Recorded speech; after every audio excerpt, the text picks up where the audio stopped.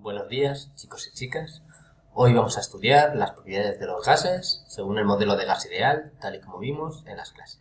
Lo primero es recordar qué es eso de un gas ideal. Simplemente se llama gas ideal al gas que nosotros vamos a estudiar, que se ciñe a un determinado modelo, para diferenciarlo de los gases reales. Pero que no sea un gas real no quiere decir que sea un gas de ciencia ficción. Yo he visto cosas que vosotros no creeríais. Simplemente que se ciñe a un modelo con unas determinadas características, como son que las partículas del gas son muy pequeñas en comparación con el volumen del recipiente y se van a mover completamente al azar. Además, las fuerzas que las mantienen unidas son muy débiles, casi inexistentes, y por tanto, en el movimiento aleatorio que tienen van a chocar unas con otras y con las paredes del recipiente. Y estos choques lo que van a provocar es lo que nosotros hemos llamado presión. Por otra parte, tal y como tenemos aquí, la presión es una magnitud que se define como una fuerza partido de una superficie.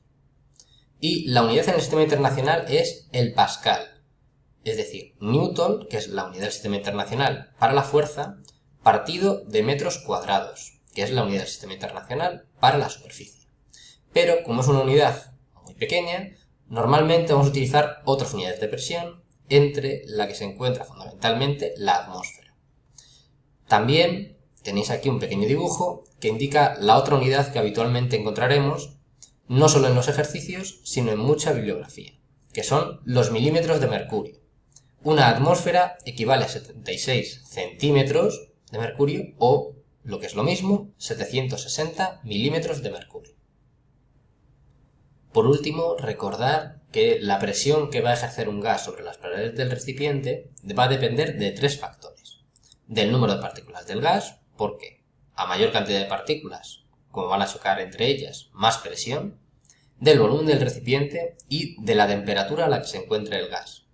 Recordar que en clase decíamos que había tres variables de estado, es decir, tres variables que iban a definir el estado en el que se encontraba un gas, que eran la presión, el volumen y la temperatura. Y la dependencia de la presión con las otras variables es lo que se debe estudiar experimentalmente. Y para ello se van a estudiar cómo evolucionan dos de esas variables cuando se deja una. La primera ley es la ley de Boyle o ley de Boyle-Mariotte, en la cual se trata de ver cómo va a evolucionar la presión del gas al cambiar el volumen en el que está contenido, pero manteniendo constante la temperatura.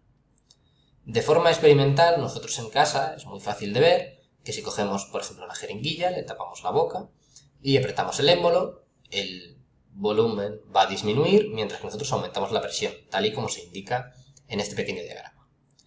Pero también lo podéis ver a nivel del movimiento de las partículas, porque decíamos que la presión la ejercían las partículas del gas por el continuo movimiento, tanto por choque entre ellas como con las paredes del recipiente.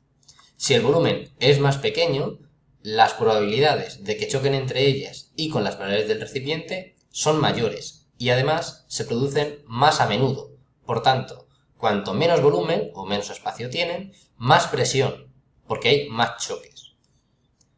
El enunciado de la ley es este que tenéis aquí. A temperatura constante para una determinada cantidad de gas, el producto presión por volumen va a permanecer constante.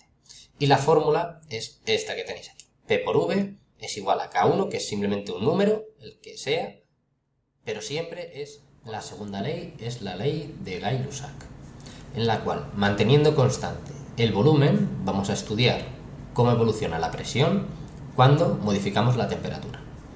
Se observa experimentalmente que esta evolución es proporcional, es decir, cuando la presión aumenta, aumenta la temperatura y viceversa.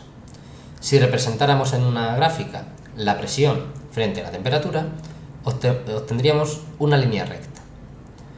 Si además esa línea recta, por la ecuación que tiene, obtuviéramos el cero de temperaturas, o gráficamente alargáramos esta línea hasta que cortara el eje de las X, obtendríamos el valor del cero, que se encuentra a menos 273,15 grados centígrados.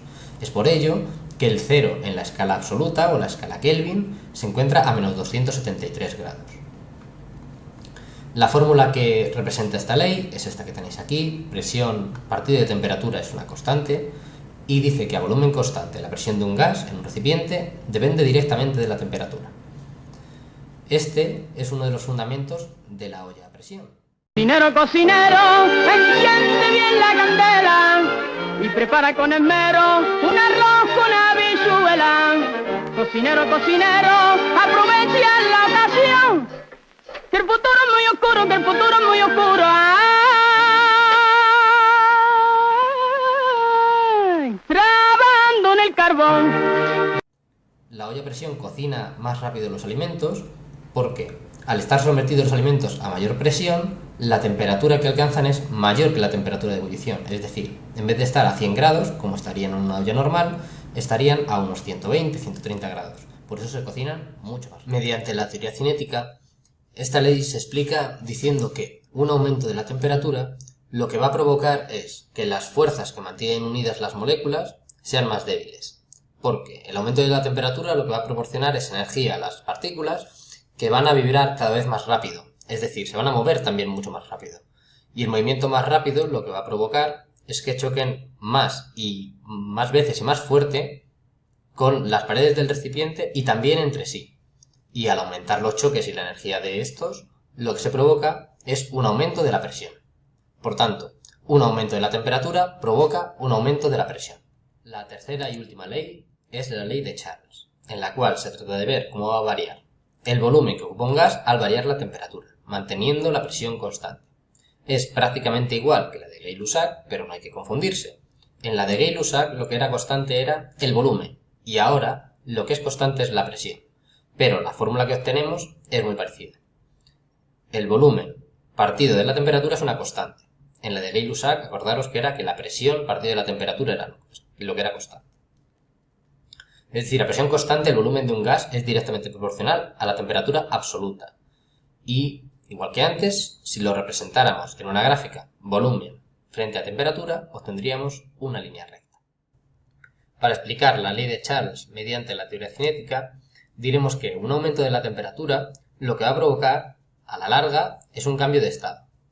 A nivel microscópico, diremos que las fuerzas que mantienen unidas las partículas o las moléculas son cada vez más débiles, debido a que un aumento de la temperatura va a hacer que se muevan cada vez más. Y por lo tanto, las fuerzas que las mantienen unidas, poco a poco, irán siendo menores.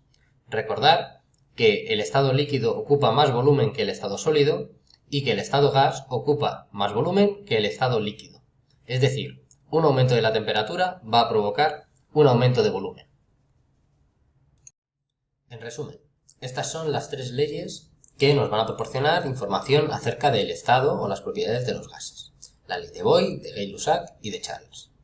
Recordar que la combinación de todas ellas nos permite obtener la llamada ecuación de estado de los gases ideales, que no entra en el examen. Eso es bueno. Pero las tres leyes y su explicación sí hay que saber. Y eso es todo. Espero que os haya servido. Nos vemos en clase.